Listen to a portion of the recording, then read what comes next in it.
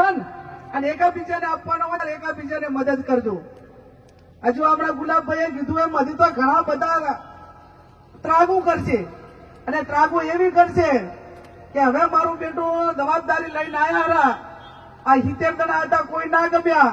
આમ તો પરબતભાઈ ના બધા આપણા આગેવાનો નેતાઓ હતા, એ તો કાયમી જેટલું થાય એટલું કામ કરતા, પ્રજા વચ્ચે આવીને ઉભા રહેતા, એમને કોઈ ના ગમ્યું. અને માનું છું કદાચ કોકનું ઘરનું વડીલ ડાયાથી આપણું ઘરનું પોતાનું આઈનું કોઈ આગેવાન હોય અને ઘરનો વડીલ હોય ને તો ઘરના વડીલ આપણે ધોળ ધોળે તોય ખમાય, પણ આ બહારથી આવીને કાયમ સોટી ભરે છે ને એ સોટી ખમાતી નથી. અને એ પણ બુથના આંકડા લઈને ફરે. આ ગામમાં મને કેટલા વોટ આપ્યા એ પ્રમાણે કામ થાય છે. તો આંકડા લઈને રાધનપુર નિયર રહેવું હતું ને આ શું કામ કરે નોતરું આલ્યું હતું એમ. એવા જ આંકડા પ્રજાનો પ્રતિનિધિ ચૂંટાય એટલે બધાનો કોઈ પક્ષનો ના હોય, કોઈ સમાજનો ના હોય, એને આંકડા લઈને ના ફરવાનું હોય. એને ગામની અંદર જે કઈ નાના મોટું કામ ભણાવે એ કામ કરવાની જવાબદારી હોય.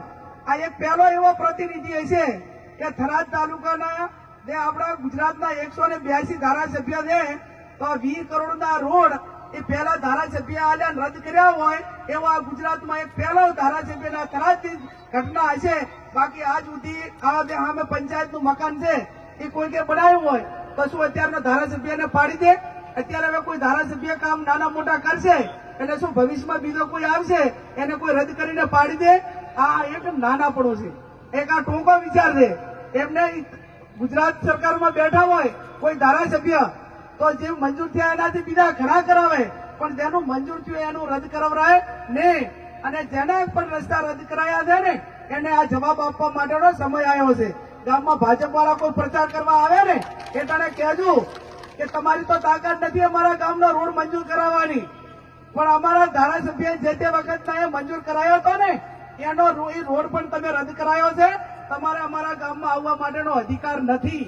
આટલું તમે કહેશો ને એટલે ખબર પડે અને બીજી વખત અલીવ ના કરે.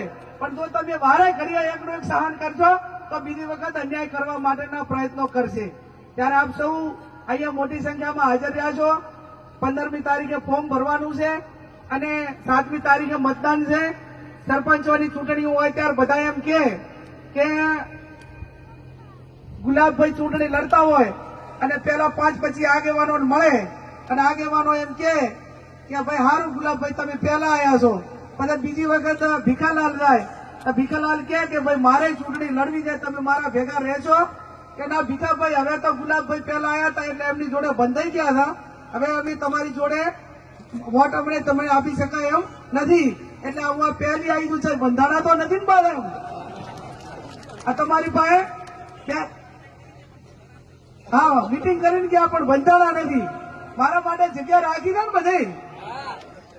ત્યારે આપ સૌ 7મી તારીખે કોંગ્રેસના પંજાને વોટ આપી વિજય બનાવજો. વાવ વિધાનસભાના લોકોએ 18 આલમે 2 વખત મામેરું ભર્યું તો 28 વર્ષે પહેલી વખત તમારા થરાદ તાલુકા પાસે મામેરું માંગવા માટે આવીશું. એ મામેરામાં મારે હીરા મોતી પૈસા નથી જોતા. 8મી તારીખે પંજાના વોટને મત આપી અને મતનું મામેરું ભરજો. અને જયારે અબીલને ગુલાલ એ પાલનપુર મુકામે ઉડે એના જશના ભાગીદાર આ વિસ્તારના તમામ સમાજના વડીલો યુવાનો બને એ શબ્દ સાથે આપ સૌનો ખૂબ ખૂબ હૃદયપૂર્વક આભાર.